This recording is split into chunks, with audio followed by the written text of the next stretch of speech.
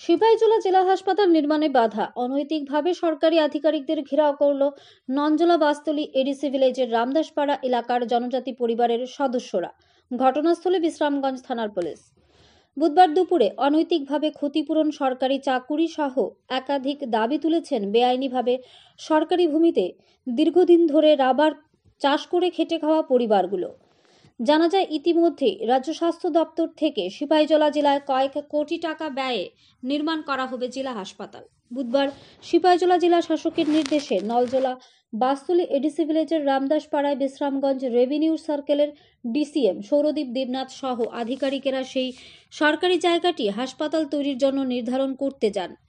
আর তখনই সেখানে অনৈতিকভাবে দীর্ঘদিন ধরে রাবার সহ একাধিক ফসল চাষ করে সংসার প্রতিপালন করা সেই সমস্ত জনজাতি পরিবারগুলো ক্ষতিপূরণ, সরকারি চাকুরি সহ বিভিন্ন দাবিতে আধিকারিকদের চেপে ধরেন।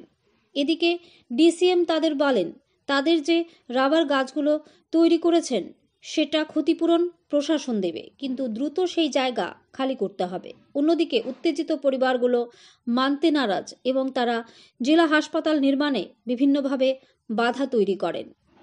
ব্যুরো রিপোর্ট, আরই, ধর্মনগর। প্রায় 26 কানি 27 কানি করে আড়াই কানি অ্যাপ্রক্সিমেট 30 কানি। স্যার অ্যাকচুয়ালি লোকেশনটা কোন জায়গাতে? এটা আমতলী তহসিলাধীন বাসতলী মোজা আইটি রোড বাসতলী মোজা। স্যার এই রাবার বাগান কি কি ফলের গাছ রয়েছে এখানে? এখানে ওনাদের যারা এখানে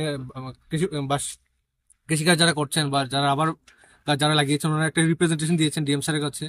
এখানে রাবার বাগিচা আছে, তাছাড়া আছে আপেল গাছ, মোসাম্বির, সুপারি গাছ, আনারস, লেবু, সবগুলার গাছ এখানে আছে। আমরা কাউন্ট করে আমরা এর জন্য একটা যৌথ টিম নিয়ে এসেছি, যেখানে এগ্রিকালচার, হর্টিকালচারের প্রতিনিধি রয়েছে, রাবার বোর্ডের প্রতিনিধি রয়েছে।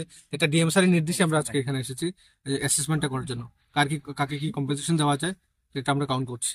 আর স্যার এখানে কি জুট লেন না খাসলেন? না, খাসলেন, পুরোটাই খাসলেন, তোলা সরকারের অধীনে, government property. Government property. Sir আপনার নামটা? স্যার আমার নাম Sourodip Debnath, DCM Bishramganj. Thank you sir.